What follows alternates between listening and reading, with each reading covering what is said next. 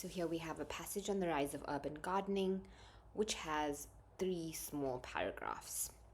And the first question is the primary purpose of introducing urban gardening in the first paragraph is to, and this is a communicative function question.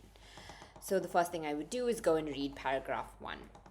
Urban gardening has burgeoned as a response to the growing need for green spaces in the city.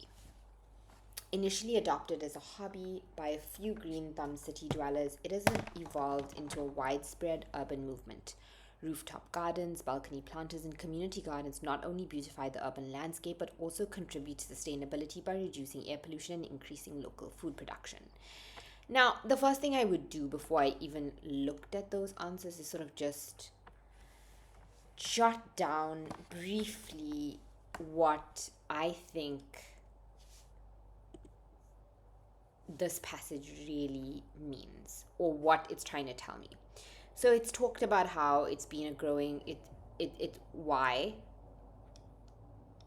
it's emerged, sort of a little bit of the history and how it's evolved. Rooftop gardens not only but also contribute and sort of the benefits.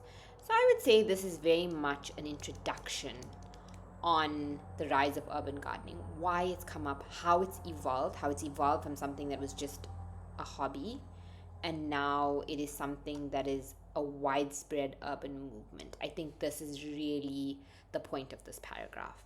So then I'd go to the answers. A, outlines evolution from a simple hobby to a comprehensive urban movement. I would sort of put a tick there because that sounds exactly what we've described. B, detail the technical aspects of gardening in city environments. No, it does not.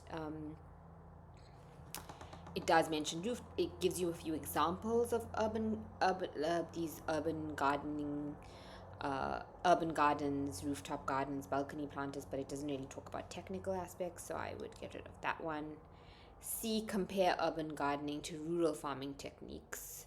There is no sort of comparison here with rural farming techniques, so I would get rid of that one. Advocate for the expansion of green spaces in cities. Well, it does talk about some of the benefits like sustainability, how there's a growing need for green spaces, but that is not the focus of the paragraph. As we've talked about, the focus is sort of the history and the evolution, and so I would stick with